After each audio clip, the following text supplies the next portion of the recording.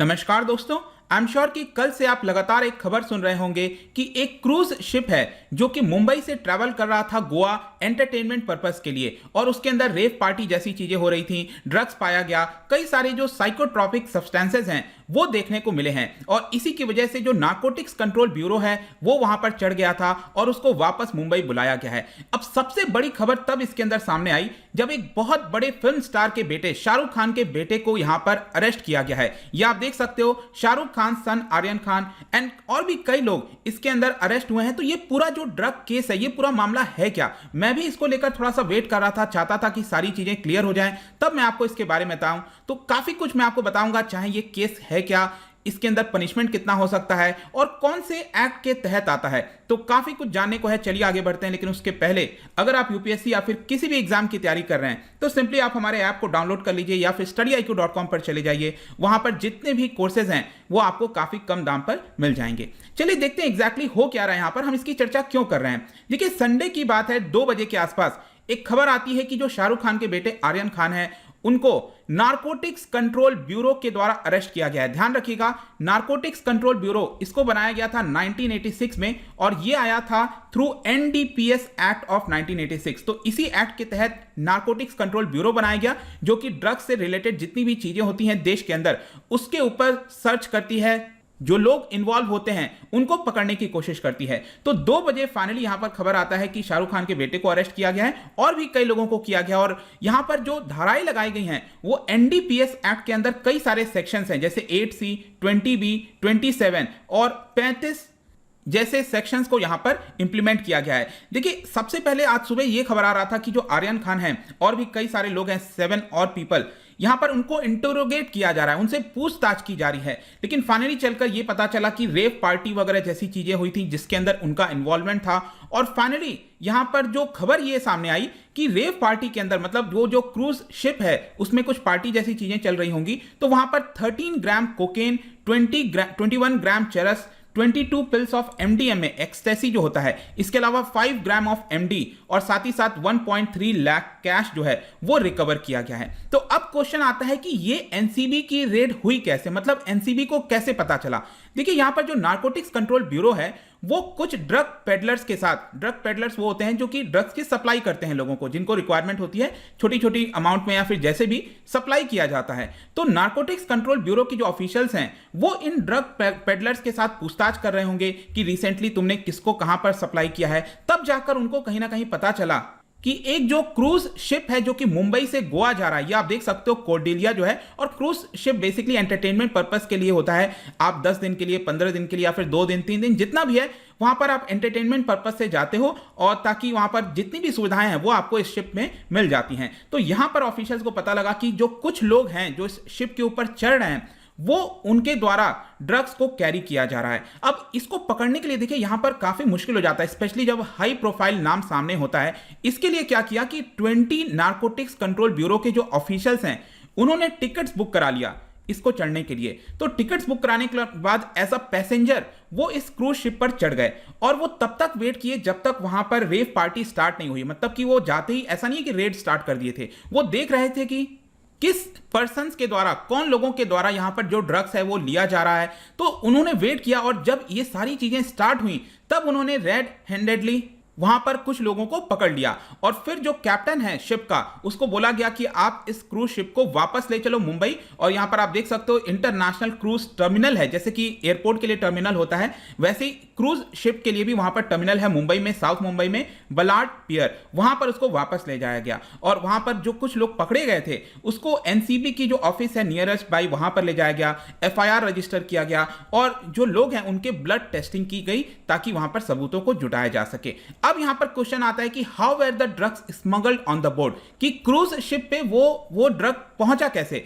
देखिए, यहां पर जो इन्वेस्टिगेशन में अभी तक पता चला है उसमें यह बताया गया है कि कुछ जो पैसेंजर्स हैं उन्होंने अपने पॉकेट के अंदर जो कपड़ा होता है उसके अंदर कहीं ना कहीं छुपाकर और इस तरह से लगाया गया कपड़ों के अंदर ताकि वो पता ना चले। एक पर्सन था जिसने यहां पर जो शू होता है उसका जो हील है वहां पर उसको रखा हुआ था ताकि जो सिक्योरिटी वगैरह है वो उससे बच सके। अब क्वेश्चन आता है कि सिक्योरिटी की जिम्मेदारी किसकी होती है, मतलब कि जब पैसेंजर चढ़ रहे होते हैं, जैसे आपने एयरपोर्ट पर देखा होगा, आप फ्लाइट पर जा रहे हो तो वहां पर सीआईएसएफ के पर्सन वगैरह होते हैं, तो ये सिक्योरिटी की जिम्मेदारी किसकी होती है? देखिए, ये जो सिक्योरिटी गेट्स होते हैं, जब जब क्रूज शिप पर आप जाओगे तो वहां पर भी सीआईएसएफ और जो बॉम्बे पोर्ट ट्रस्ट है उनकी जिम्मेदारी होती है पूरी सिक्योरिटी की, उनकी जांच की जाए, कोई गलत चीजें तो कैरी नहीं किया जा रहा है।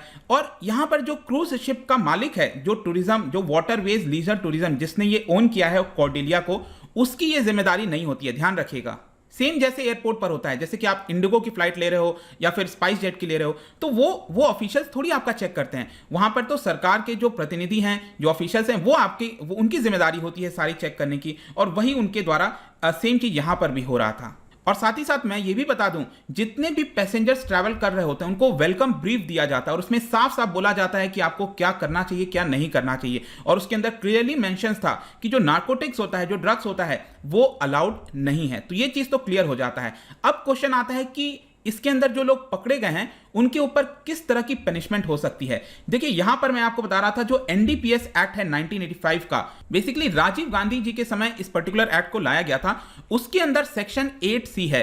सेक्शन 8C कहता है कि आप देश के अंदर किसी भी प्रकार का जो नार्कोटिक सब्सटेंस है आप उसको प्रोड्यूस नहीं कर सकते, मैन्युफैक्चर नहीं कर सकते, प्रोसेस नहीं कर सकते, sale, purchase, transport, warehouse, use, कुछ भी नहीं कर सकते हो। बेसिकली ये पूरी तरह से उसके ऊपर प्रतिबंध लगा देता है। लेकिन हाँ, मेडिसिनल पर्पस वगैरह की वजह से उसके लिए थोड़ी बहुत छूट है, मैं उसमें नहीं जाऊंगा, लेकिन एटलीस्ट एंजॉयमेंट पर्पस के लिए आप उसका इस्तेमाल नहीं कर सकते। अब देखिए, जहां तक पनिशमेंट की बात आती है, आप इसको 3 कैटेगरी में बांट सकते हो। एक तो वो है कि जब आपके पास बहुत कम क्वांटिटी में इस तरह के सब्सटेंस मिलते हैं, तो स्मॉल क्वांटिटी हो गया।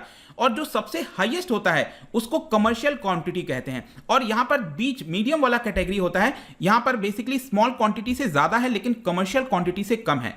तो अगर मैं बात करूं स्मॉल क्वांटिटी की, जब किसी के पास पाया जाता है तो मैक्सिमम पनिशमेंट वहां पर 6 महीने की हो सकती है और यहां पर पेनल्टी भी लगाया जा सकता है। अगर हम मीडियम वाले कैटेगरी की बात करें, मतलब स्मॉल क्वांटिटी से ज्यादा पाया गया लेकिन कमर्शियल क्वांटिटी से कम पाया गया, उस केस में ध्यान रखिएगा कि 6 महीने से लेकर 10 साल तक की सजा हो सकती है। जी हां, 10 साल की, और 1 लाख रुपए का जुर्माना हो सकता है। अब मैं आपको बता दूं कि जो शाहरुख खान के बेटे हैं आर्यन खान, उनको इसी कैटेगरी में अरेस्ट किया गया है, उनके ऊपर यही वाली धारा लगाई गई है। तो मीडियम वाली कैटेगरी, जहां पर 6 महीने से लेकर 10 साल तक भी सजा हो सकती है। और जो हाईएस्ट कैटेगरी होता है कमर्शियल कैटेगरी, मतलब इसमें बहुत सारा ड्रग्स वगैरह पाया गया, इसमें 10 साल से लेकर, मतलब एटलीस्ट 10 साल की तो सजा होगी और 20 साल तक भी एक्सटेंड हो सकता है। तो इस तरह का पनिशमेंट है, इसके अंदर ध्यान रखना है। अब यहां पर क्वेश्चन आता है कि ये जो शिप्स होती हैं, ये जो क्रूज शिप हैं, क्या उनको इवेंट ऑर्गेनाइज कराने के लिए, पार्टीज ऑर्गेनाइज कराने के लिए किसी प्रकार का लाइसेंस चाहिए होता है? बिल्कुल चाहिए होता है। यहां पर आप देख सकते हो जो डायरेक्टर जनरल ऑफ शिपिंग है अमिताभ कुमार, उनके द्वारा यह बयान आया कि ये जो क्रूज शिप था कॉर्डेलिया, इसके पास लाइसेंस नहीं था। जी हां, इसके पास लाइसेंस नहीं था। अब देखना होगा कि क्या इनके ऊपर भी एक्शन लेता है। लेकिन यहां पर जो डायरेक्टर जनरल हैं उनके द्वारा बोला गया कि इन्होंने लाइसेंस वगैरह के लिए अप्लाई किया था, लेकिन कई सारी डेफिशिएंसीज पाई गई, लेकिन इनके पास लाइसेंस नहीं था। अब इसमें थोड़ा सा कंफ्यूजन है कि लाइसेंस एग्जैक्टली किस लिए, क्या क्रूज शिप चलाने के लिए? शायद वैसा नहीं लगता, लेकिन हाँ, जो पार्टीज वगैरह ऑर्गेनाइज कराई जाती हैं उसके लिए तो इनके पास लाइसेंस बिल्कुल भी नहीं था, ऐसा बताया गया है। अब इन सारी चीजों को देखते हुए ये जो सीईओ है कॉर्डेलिया के, उन लोगों के द्वारा स्टेटमेंट जारी किया गया। उन्होंने ये कहा कि वो किसी भी प्रकार का, ये जो भी इंसिडेंट हुआ है उसमें वो कहीं से भी कनेक्टेड नहीं है। ये एक प्रकार का इवेंट था जो कि दिल्ली बेस्ड कंपनी है उनके द्वारा ऑर्गेनाइज किया जा रहा था एंटरटेनमेंट के लिए। और